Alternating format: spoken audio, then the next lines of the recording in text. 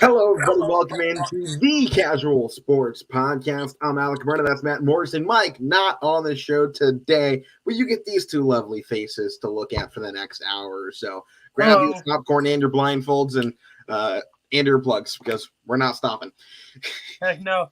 Before we get started, I just feel like we should do this. I know it's not sports related, but I think you know what I'm talking about. The school shooting down in Texas, 19 people killed now. The body count got higher today. I think we should, this is something we don't need to talk about, but probably a little bit of moment of silence, maybe. What do you think? Yeah, I'm in for a moment of silence. So starting let's go ahead now.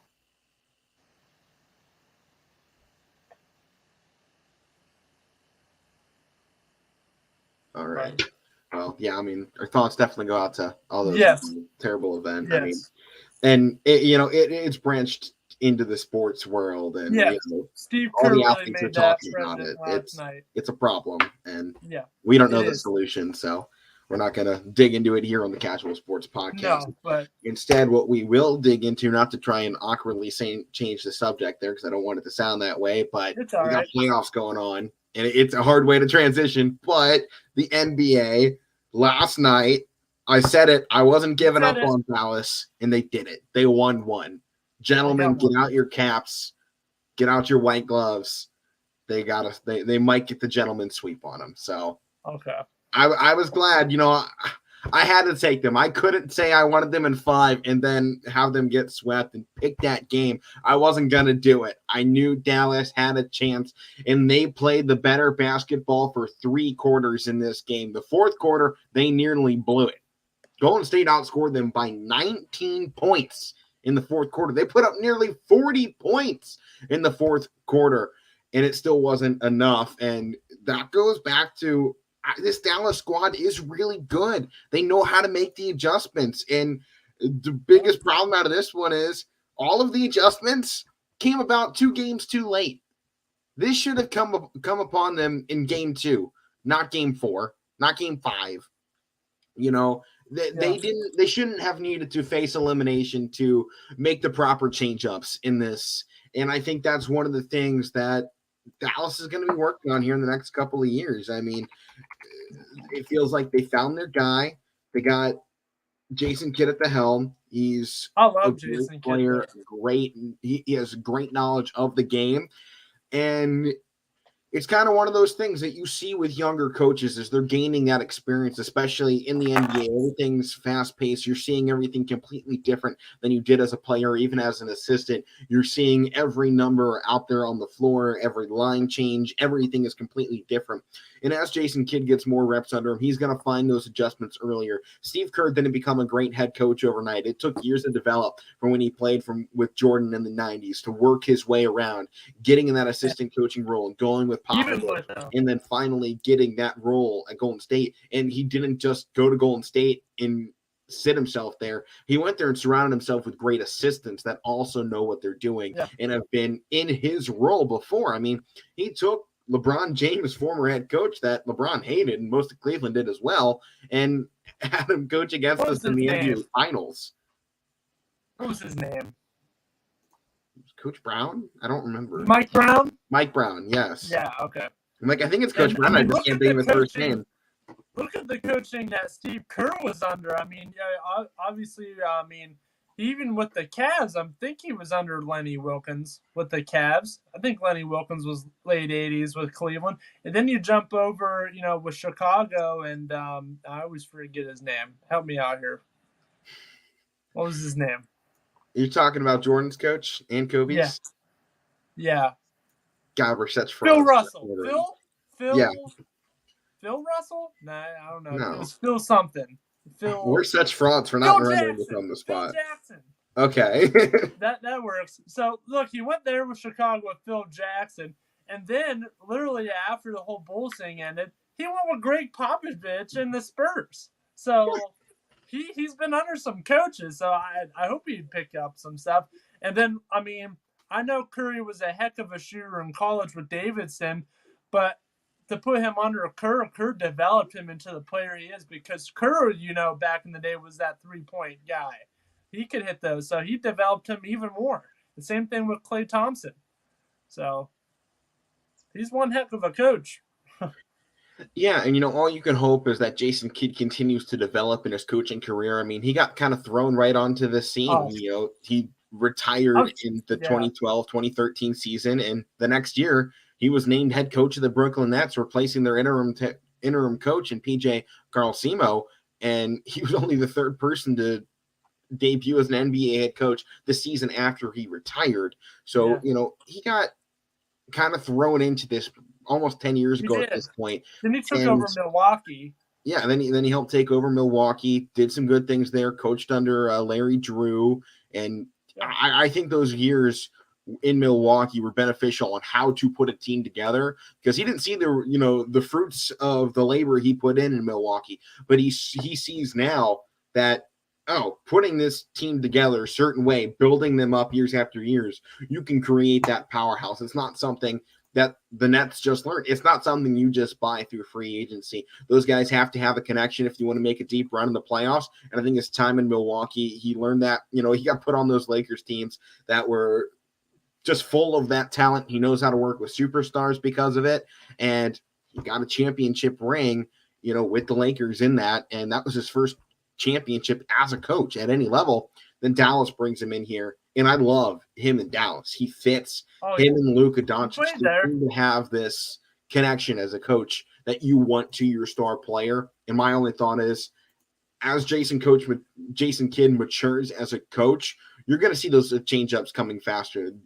What we've seen already is that he's able to do that. I mean, the fact that he took a 7-game series to the number 1 seed in all of the NBA, mind you, the best record team, made those adjustments after dropping the first 2. Any other coach, any other team. He played for Phoenix too. Right. Any other team coach very easily could have given in, got swept, or gentleman sweep, and people would have looked at it like, you know what, that's fine, that's Dallas. Instead, he went in there, he got these guys refocused, got them ready to play, and he put together a game plan against Phoenix in those last 5 games that painted a new picture on what Dallas could be, what they are, and what he can be as a coach. He turned a Dallas team that has been a laughingstock really kind of last 10 years since Dirk was last there. Turned his laughingstock into a team that's now in the Western Conference Final. Whatever happens from this point out, whether they lose in the next game or not, you can't take that away from Jason Kidd and what he was able to do with this franchise and the short amount of time that he's been here. Yes, he got handed one of the greatest players in the game right now, Luka Doncic, who was just named to the NBA for the age of 27, was in the first teams, and that was the first time since the NBA-ABA merger back in 1954-55 season that something like that has happened. So he got one of the best up-and-coming stars in the NBA to work with, but now he gets put in the same situation Mike Brown did with LeBron James. You have him, what are you going to do with him? And we know that this first season, he struggled to make the changes quickly enough. As he gets older, those are not going to happen as often. In Dallas, to me, if they put the right piece next to Doncic, they got a dynasty. A dynasty for years. Easily. Well, we've seen it this year. With the way Luka can take over a game, they have the right guy. He needs a partner. You need a Dame. You need like a Dame McCollum. A little older, but they also need the third man in a big 3.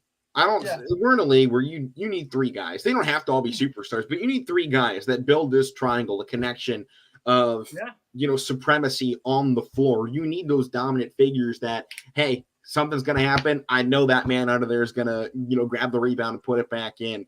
And as much as I'll take this back to Cleveland since, we can relate to this one the best. As much as people say it was LeBron, Kevin Love, and Kyrie, the big 3, it's hard to say it wasn't Kyrie, LeBron, and Tristan Thompson because that young guy was – or J.R. Smith. I'm going center here for a reason because they knew they had a big guy they could depend on to grab every offensive rebound and fight for everything in the paint. He created that dynamic on the floor that Kevin Love never did. That's why after Kyrie left, Kevin Love wasn't really a big player anymore. It's because he never was. Everyone looked at Kevin Love opened the door for Tristan Thompson. Tristan Thompson was a baller for his years in Cleveland, and you haven't heard of him since he left, really. I mean, I've seen maybe one highlight on ESPN of Tristan Thompson since he left Cleveland. He was pulling down near 2020 games in Cleveland, especially with LeBron. I hope he has a resurgence, though, in Chicago. Me too. But my point to this is it's not always who you think it's going to be. Dallas needs that big guy down underneath because as much as Doncic and Brunson can rebound, they don't have that third guy, that imposing presence on the floor outside of Luka. And I don't think people are afraid of guarding Luka. We're in a league these days where every night you're facing a superstar. People aren't afraid of who you are anymore. And this is one of the biggest arguments that I have between the eras now and the era Jordan played in. People were terrified to play Michael Jordan outside of a handful because they weren't playing guys of his level every single night. You go to the NBA now, and you'd be hard-pressed to find more than a handful of teams that don't have the ability to beat you on any given night, and they don't have somebody who can be that guy. People aren't afraid of taking on superstars anymore. We've learned that. It's been clear as day. People are not afraid of taking on your superstars anymore. Boston wasn't. Boston is the greatest example. They don't have a true superstar yet. Huh? They don't have a true superstar yet. Tatum is developing into one right in front of our eyes in this postseason. It's happening. Oh, yeah. And they took down two superstar teams in Brooklyn with Durant and Irving, and then obviously Giannis in Milwaukee, and they could potentially take down a third. I mean, Miami's got some, maybe a little bit past their prime, but back in the day, man, Jimmy Butler and Kyle Lowry were the main pieces of teams. Like Kyle Lowry with Toronto. So it could happen again. That game's tonight. Series is tied. We're back in Miami, though. Yeah, we'll get to that here in a second, but just a couple finishing touches on Dallas and in Golden State here in this game. I'll finish mine, then I'll let you go. Yeah, go ahead. I was impressed with Dallas. I knew they could beat this team. We saw it in the regular season. I knew they could beat this team here in the playoffs. It was going to come, and I just hope this isn't too little too late. I want Dallas to make a series out of this. I don't think they're going to win it, but I want them to fight like hell to get it. Me too. I can't stand this team going this far, make the noise they did, and then just getting washed over by Golden State. I know. Golden State had 3 phenomenal games. Dallas played real bad. But what happens when Dallas plays good? They win. They win handedly. Yeah. They win. Golden State outscored them by 20 points in the fourth quarter, and it was still a double-digit victory. They had a 30-point lead going into the final quarter. That is what happens when Dallas plays Dallas basketball. They haven't been playing their basketball yet. No. They were imitating Golden State. They were trying to play outside of what they are. And in that game last night, I think for the first time in the series, they went out there and had fun. And in basketball, it's sometimes even more important than skill level and ability and every other intangible. Are you having fun? Because you ain't having fun. It's getting in your mindset. You're not hitting your shots down. Now you're getting upset. You're fighting with teammates. If you're out there, and even if you're having a bad day, if your teammate can lift you up, you got something there. And if you can go out there and truly have fun playing the game, then the results come to you. And you see it. Every great team in the history of the NBA has fun. They weren't called the Showtime Lakers because they hated each other. They were called Showtime because they had great camaraderie, chemistry. Yeah. It was there. Maybe they weren't all the best of friends. We know they aren't all the best of friends. But they had a working relationship that benefited everybody around them. And that's what you need in a team now. And for the first time, I saw Dallas having fun. And that's important. If they're going to find a way to make a comeback in this series, if any team, right now in the OHSAA playoffs, we got a lot of teams in it still. If any one of those teams is going to go out there and have fun and actually play the game they love and do it because they want to and not because they're trying to reach some end-all goal, the results are going to come. And that goes to any team, any level, any player. Don't be that guy on the bench. Don't be that guy always trying to bring everybody down because you're having a bad day. Go out there. If you're having a bad day, start picking your other guys up so they can compensate for you. If you ain't seeing things That's what right, Luka does. tell people what you're not seeing right and make the change-ups as a team. And that's exactly what Doncic and Kidd have done. And it took a little bit of time to find that rhythm in the series, but that last game proved they can do it. You can do it. So, Let me go my piece, Matt. You go ahead and take over. All right. First of all, with the Jason Kidd, if he's not a coach of the year within the next 5 years, that's just a catastrophe right there. Because this guy's got, he almost had Milwaukee where they were going, and they let him go. And now he found his spot right here with Dallas, and I hope they keep on to him. I really do, because this guy is definitely a coach of the future. Look at the teams he's played with. And, he's been with the best. He's played with the best. He's played with Steve Nash. He's played with, Dirk Nowitzki. He's the man. He is. And I truly believe that. Then when you're talking about the fun part, the main guy you think of in the NBA when you say fun is Luka Doncic. He's flirting with female referees. He's, trash talking the other teams playfully. Like, yeah, I'm going to make this shot. Watch. They weren't doing that the past 3 games. He hit Curry shimmy the other day, though, and I think that gave him some life. Yeah. That shimmy he dropped in there the other day. Yeah, I yes. think he got some of that going. And, they still lost in that game. But I think for the first time you saw that fun kind of come out. I think that's when Dallas hit that realization. We're doing this for all the wrong reasons. Yeah. They were having fun. Who'd they play first round? Utah, yeah. They're having fun against Utah. They beat Utah. They're having a lot of fun against Phoenix. Look what they did there. They beat them. Then they got into Golden State, and I think it got to them a little bit. Like, they're like, oh, no, we're actually here. We actually have that shot to win. Let's start playing serious. And look what happened. Now they're like, maybe, it might be too little too late, but, they're having fun. And, I think Luka likes that odds. Nobody's ever came back from being down 3-0. And I know Golden State, look what they did. They let down a 3-1 lead. Why not, a 3-0 lead? This Mavericks team is like almost a spitting image of that 2016 Cavs team. You have your one superstar, you have LeBron, you have Doncic, and you have a couple outcasts, outcast players that can still get stuff done. Finney Smith and Dinwiddie. That's our Kevin Love, and that's our J.R. Smith. I know we had Kyrie Irving too, but it's pretty much the same team, and they're playing just a little bit more experienced Golden State team. If that happens again in Stephen Curry's career, I don't know what the it's always going to be those asterisks on his legacy. If you left out both a 3-1 and a 3-0, the one that goes on Kerr, Klay Thompson, Draymond Green, Steph Curry, the list goes on and Jordan on. Poole. Yeah, Jordan Poole. That's something. It doesn't matter. Well, I say mainly those guys because they were the ones that were there for the 3-1. If you let up the 3-1 and the 3-0, that's just something that is going to live with you for the rest of your playing, and even into retirement. You're going to get awards galore. Steph Curry's a guaranteed Hall of Famer, but in his retirement speech, the only thing he's ever going to regret is letting Cleveland come back from that 3-1, especially if it happens here to Dallas, letting back both. Those are always going to be the asterisks on his career. He's had a great one. It's undoubtable. He's one of the greatest of all time. Undoubtable. It is impossible for anyone to truly say Steph Curry isn't one of the greatest. But here is the record, by the way, for teams down 3-0 in the series. There have been 146 teams. None of them won. So it's 0-146 in the NBA's 75-year history. When teams have been down 3-0 in a 7-game postseason series, 14 have won at least 2 games, while only 3 teams have ever won 3 straight games to force Game 7.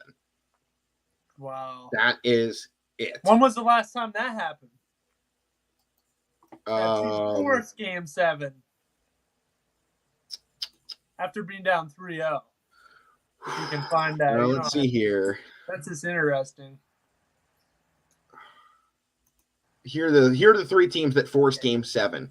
The Rochester Royals defeated the New York Knicks, and that was the NBA Finals of 1951. So New York was down 3-0, forced Game 7.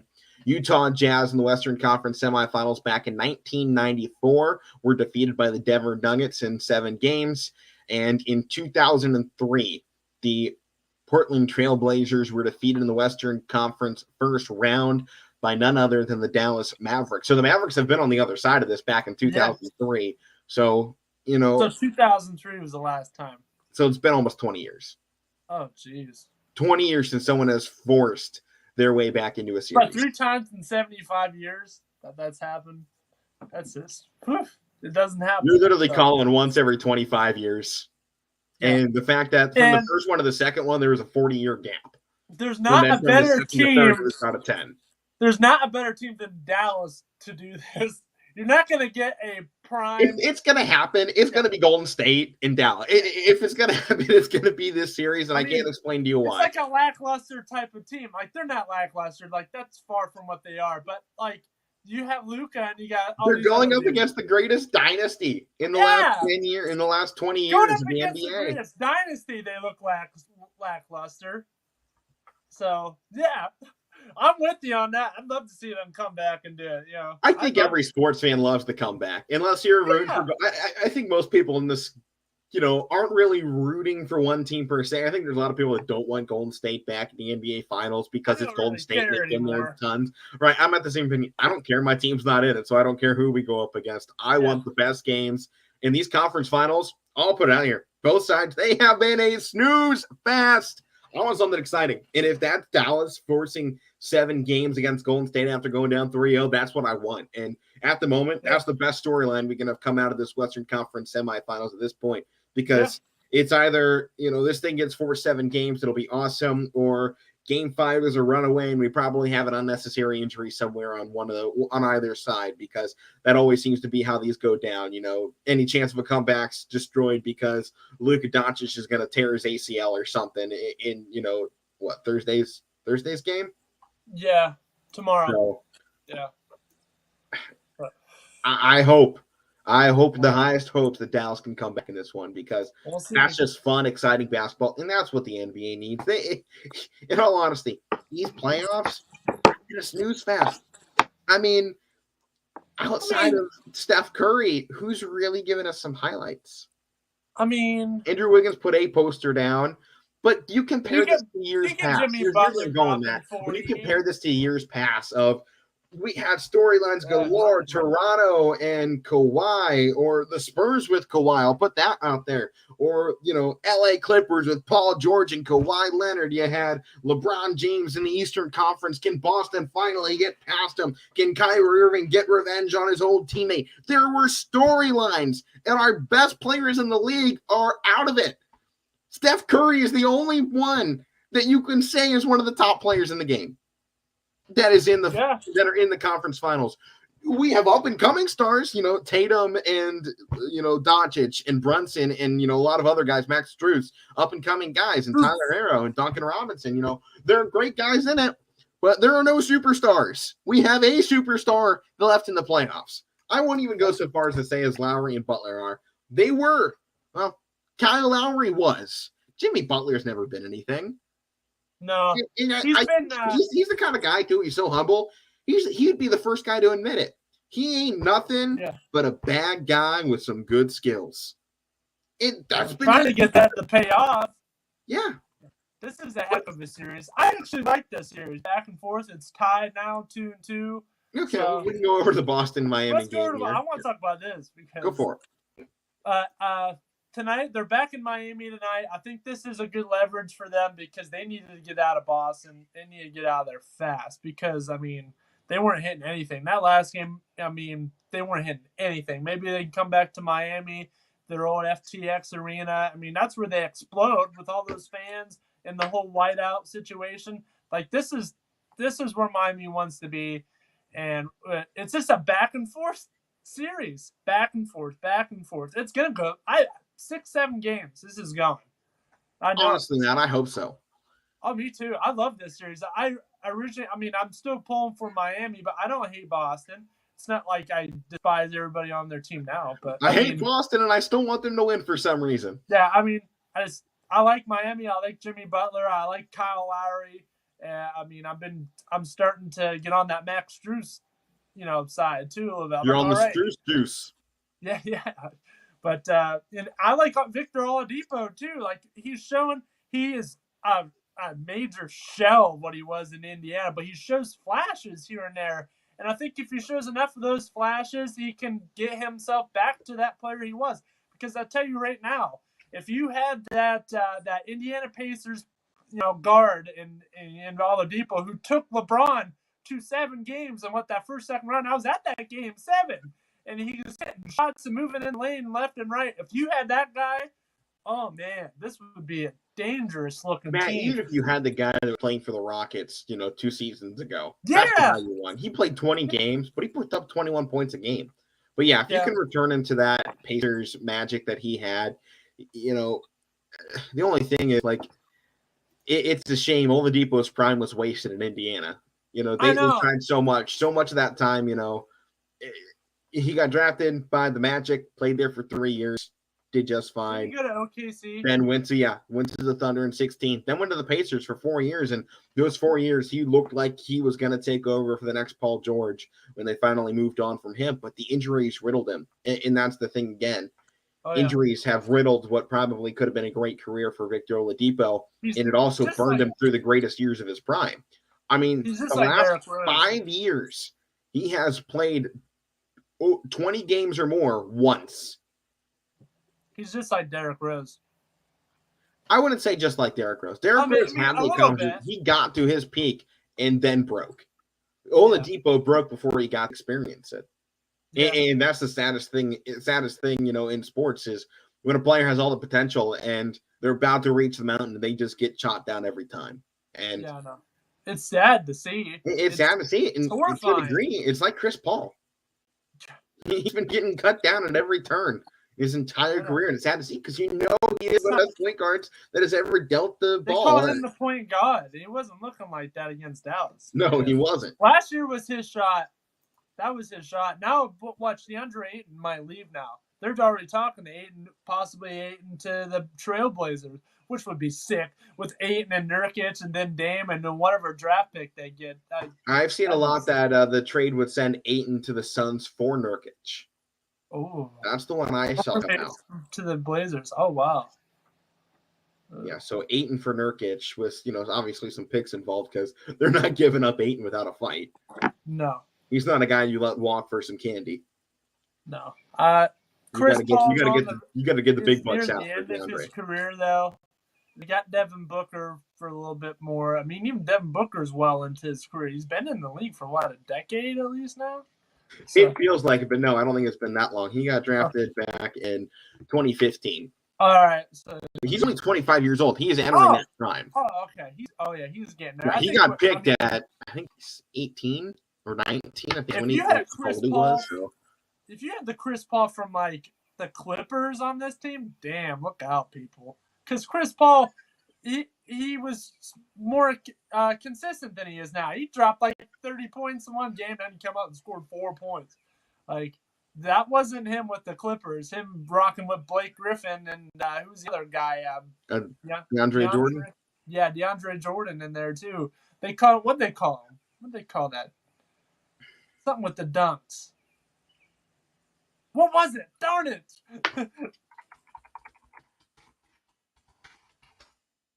We're having struggles here. Yeah, this is not the day for us to go back on our no whatever. Lob City. Yes, Lob City. Thank you. Oh my goodness, Matt. How about we just call the show early? We're clearly out of it today. This ain't working out. I'm done. Adios. Oh man. Oh yeah. Just dropped it. Nope, it ain't. It ain't happening today. So let's just talk about this game as it stands instead of who's on it and who's where and what nuts. Miami Heat, Boston Celtics in Miami. Game 5, 8:30 tonight. Can Boston win another, or is Miami gonna steal this one back?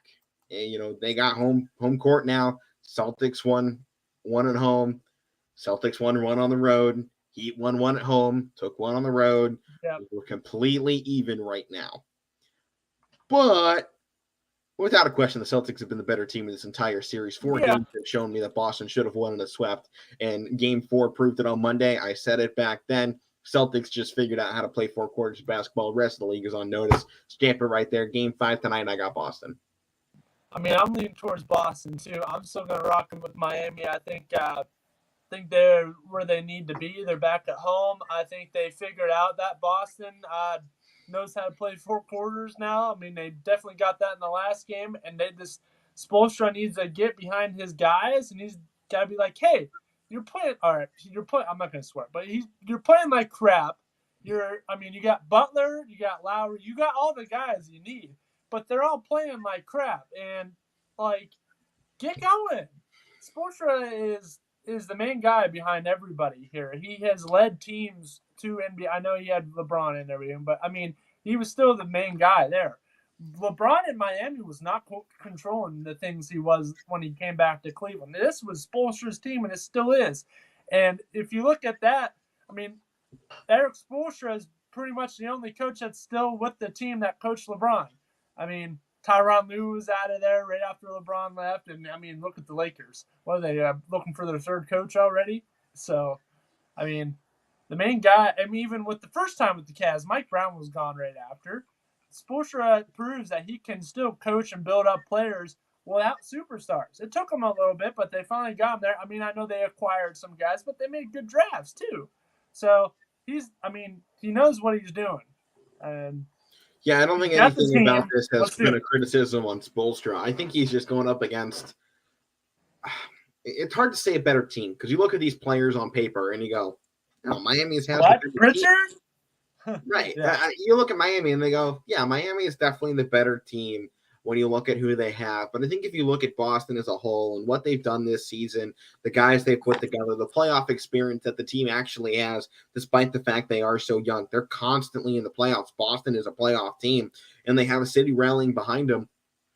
In this is the first time in years for Boston. I can remember them coming in to the playoffs with no drama. No. They don't have to question whether or not Tatum's going to be there next year.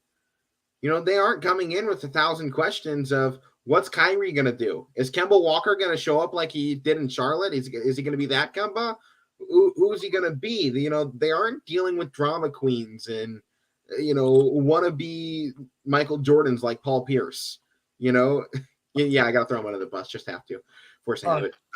But you go through this series and Boston is a team.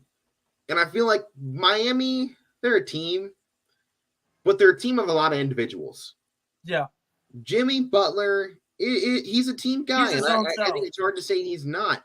But at the same time, he's a team guy that, at least from what it seemed like, he's a team guy that can't take over. It's kind of what it feels like every time you see him. He takes over here and there, but he doesn't have that killer mentality. He wants the team to succeed, and sometimes he puts his own success kind of on the bypass. And sometimes if he wants that team success, his success has to come first. And that's whatever great superstar has to learn. Sometimes it is I before me, because without me, you know, this team doesn't have the right pieces. And you know, it's a very selfish thing to think of. But every great superstar at some point in their careers just had to go, screw you, I'll do it myself. Jordan did it. Kobe did it. Magic did it. Bill Russell did it. Wilt did it. Oscar did it. LeBron did it. Steph Curry's done it a lot. Kawhi Leonard did it. Yeah. You know, with the Raptors. He went, fine, I'll do this myself, and he had some killer moments.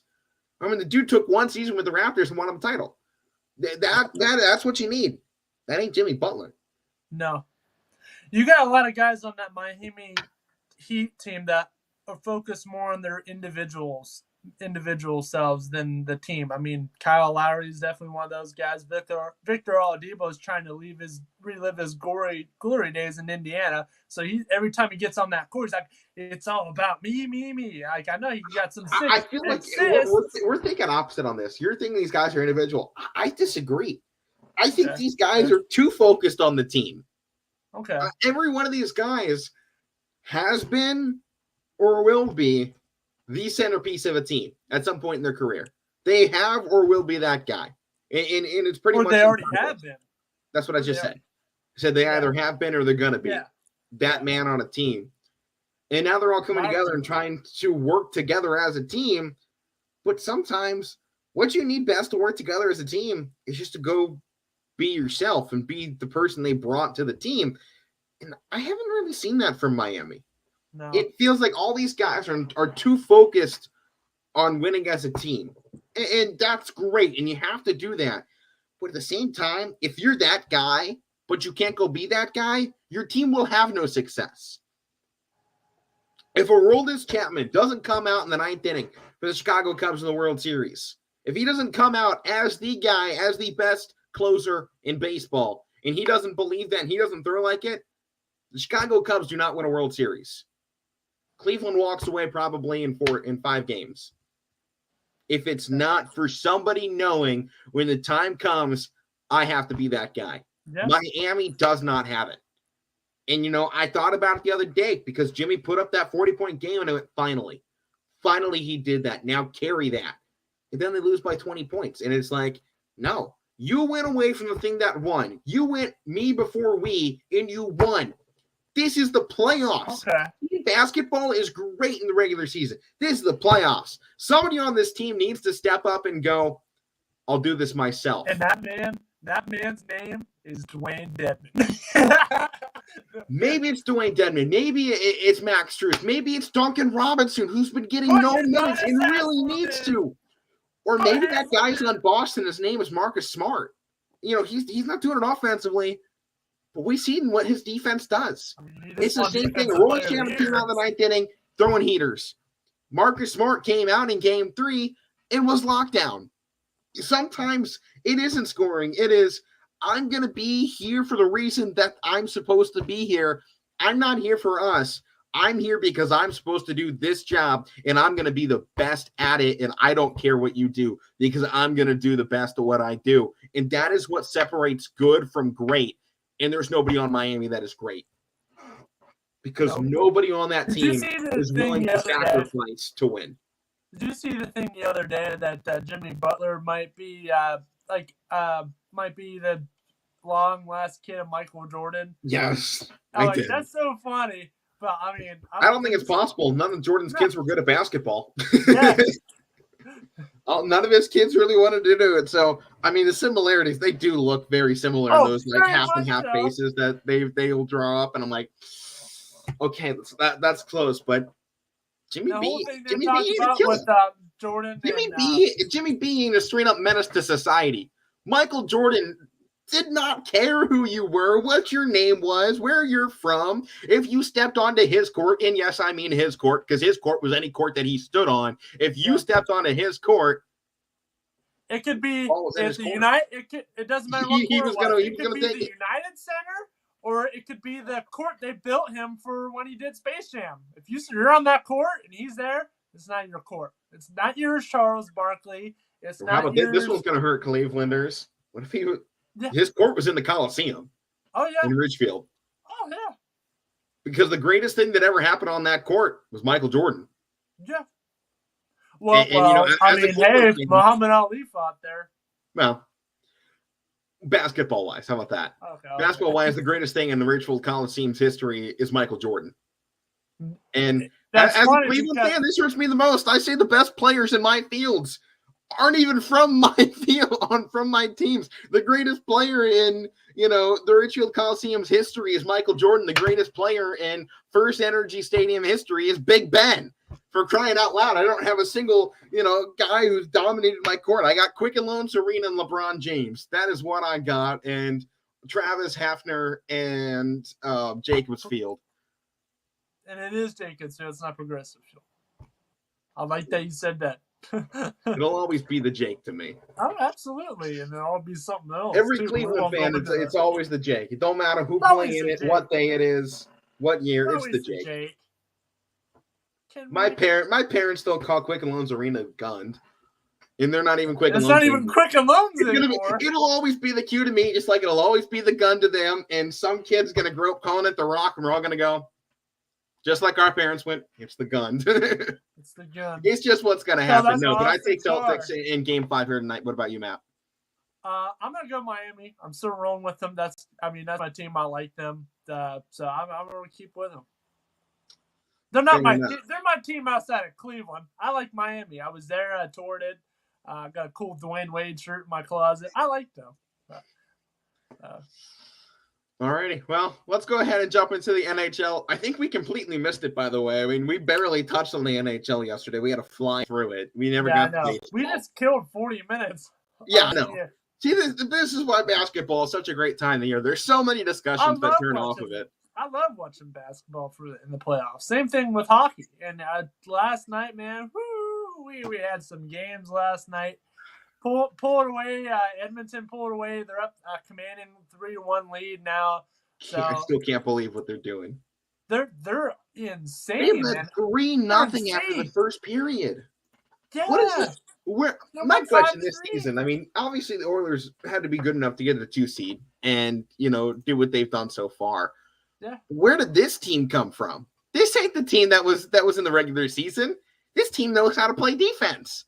Their regular season team did not know how to play defense whatsoever. And they know how to make teams that can play defense look like crap. Because you look at the Flames this season, 208 goals against. 208, that is it.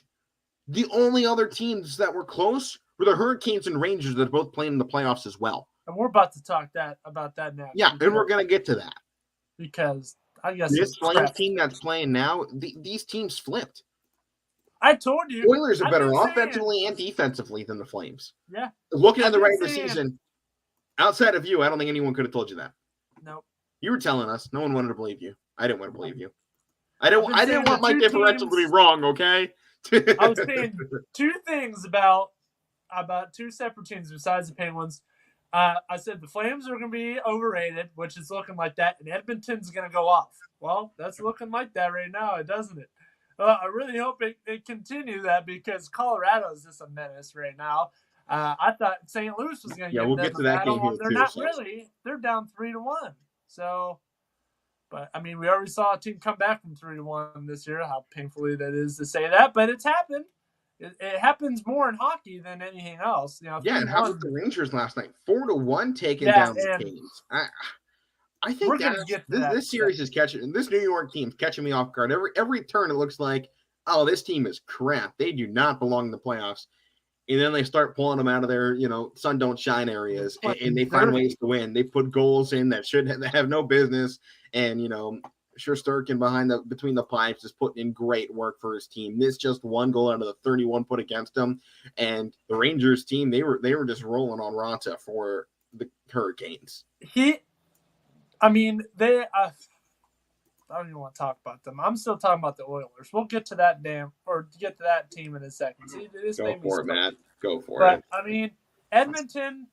I love watching this Edmonton team, man. And they're just insane. Draisaitl, awesome last night. Hyman had that goal last night. Evander Kane, that's the guy. I forgot his name yesterday. The big 3 to me on this team is Draisaitl, Evander Kane, and then, of course, Connor McDavid. Kane had 2 goals last night.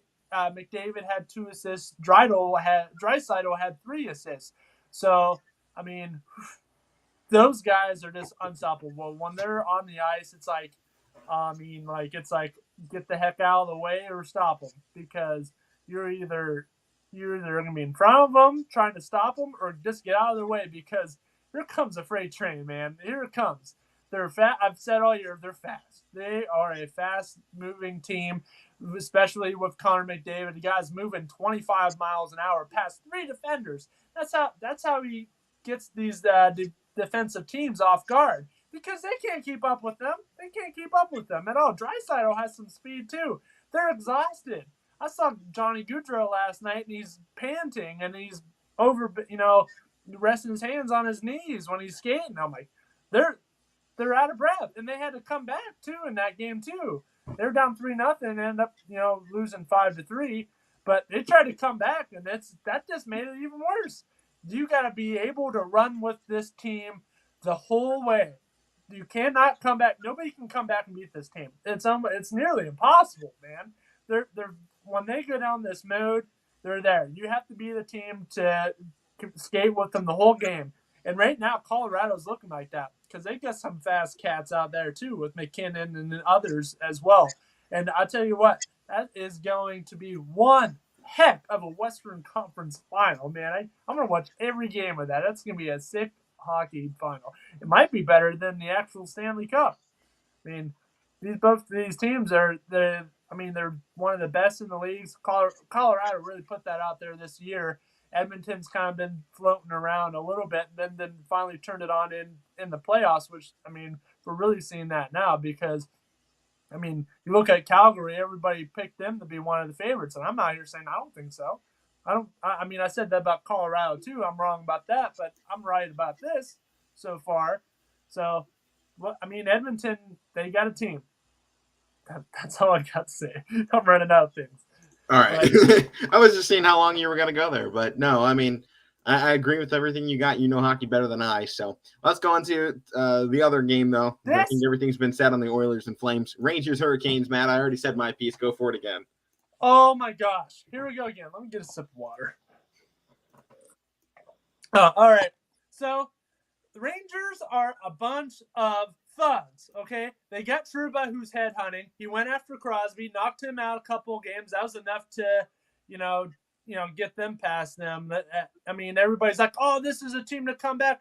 Well, you got a guy who's headhunting.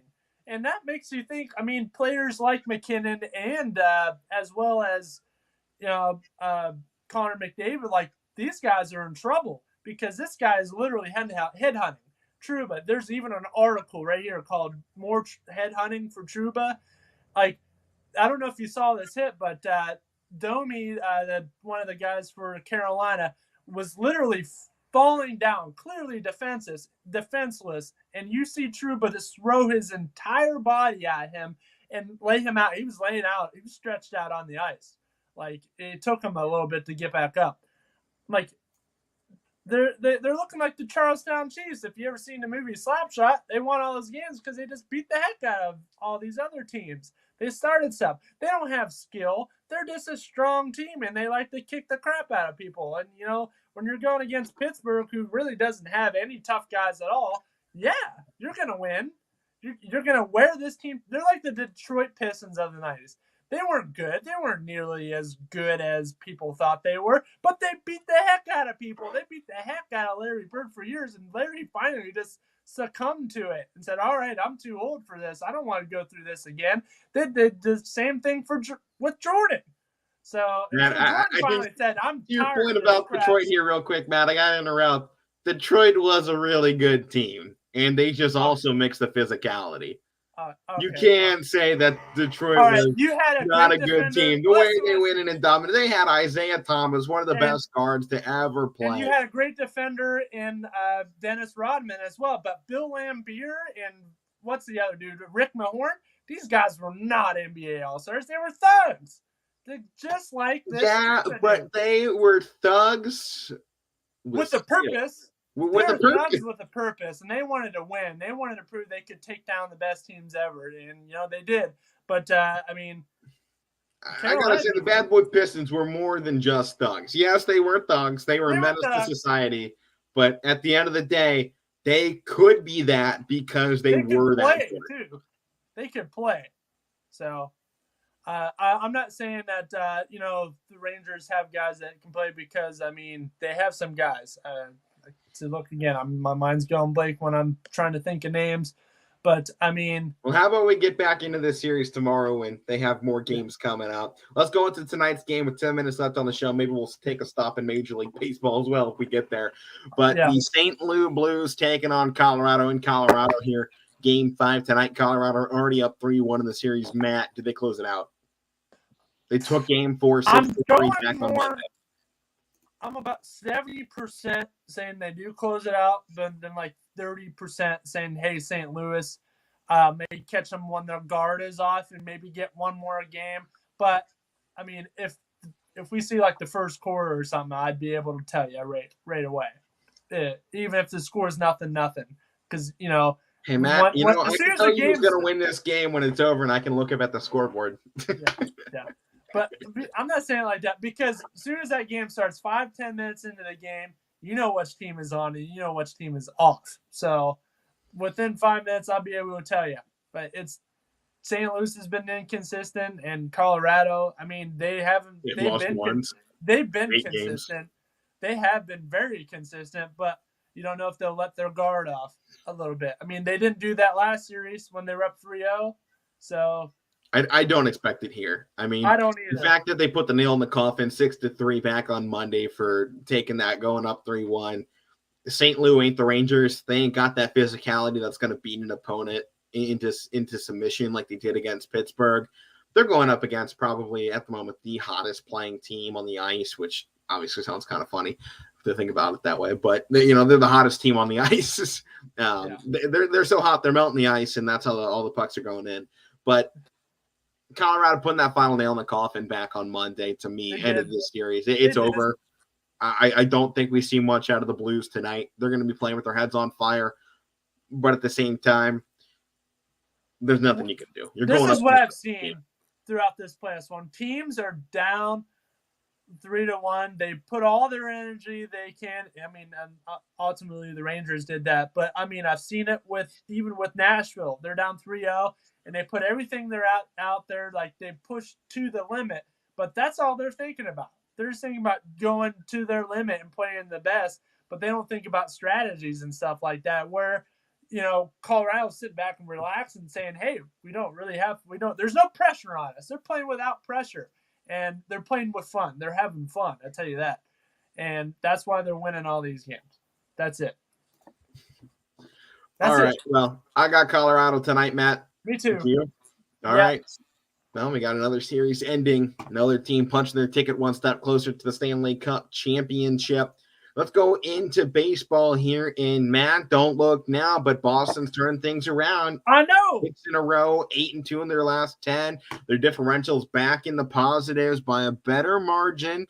They're about even at home and away, so the splits are evening out. And like I said, they're going to hit that easy part of the schedule sooner or later. It's been rough so far.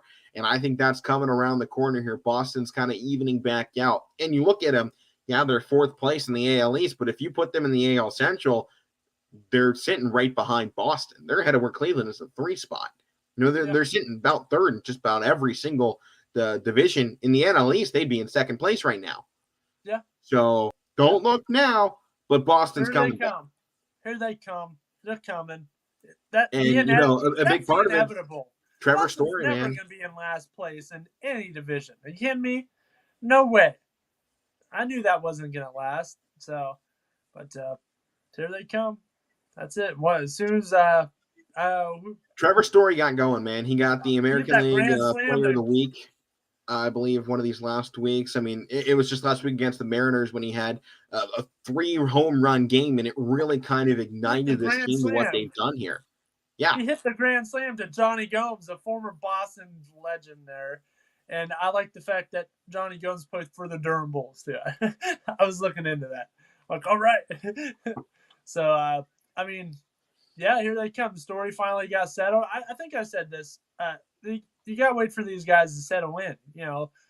Story's new there and didn't – what's his name? Jackie Bradley was there but left and then came back. So he just – I don't know. Don't quote me on that. Today's not thinking day for us. So today's not the day to quote us. Yeah, don't quote us. But we'll see. Yeah, I mean, that's probably the biggest shock right now in the standings, that they've won 6 in a row and, are coming back up, and they're still down in 4th place by a decent margin. I mean, they're still, 7 games back. They're 9.5 games back from the Yankees at this point. So they got some catching up to do. They're going to have to play better. Speaking of teams that need to play better, Cleveland really 3-7 in the last 10 games.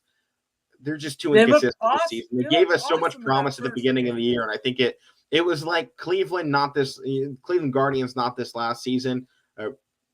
Cavaliers not this season, but the last couple. Where you put all these good pieces together and they have a great start to the season.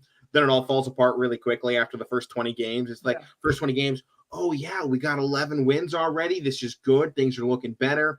Then you finish off the season with 23 wins, and you're like, how in 60 more games did we only win, 10 of them? And that's kind of what it feels like right now for the Guardians. They're kind of on the edge of putting the right team together, but I think they're in actually one of the more competitive AL Centrals we've seen in the last couple of years. Yeah. We have a couple of teams that are serious threats to make some noise. If Chicago could figure out a bullpen, geez Louise, they could be a good team. They have allowed 186 runs this season, and they can't get their bats going either. That's a big problem. No. They can't hit and they can't pitch, but they can still find ways to win games somehow.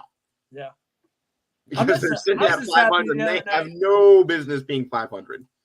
I was just happy the other night we beat the Astros 6-1. Then we were winning like 1-2 nothing last night, and then that's when Plesac just crapped the bed. Man, Zach Plesac, I want him to be so good. He's got to learn control so bad. He's too wild. I've called him the wild thing. I know Karinchak, and by the way, Karinchak just got moved from Arizona to Columbus now, so he's gonna be playing in actual games. He had that surgery, so we could be seeing him. I think they were saying maybe a little bit after the All-Star breaker, so we'll see. That could be a good release to the bullpen once they get tired down in those midway through the season. Give them that guy to give them that final push. That could be huge for that bullpen because they need some. I think they need a little bit more help back there because it feels like at times they get such a great start and then they get in that bullpen and it's like, come on, just hang on. You don't have to be perfect. Just do enough here. And part of that has been the bats. They're not as hot as they were at the beginning of the season. They're still good.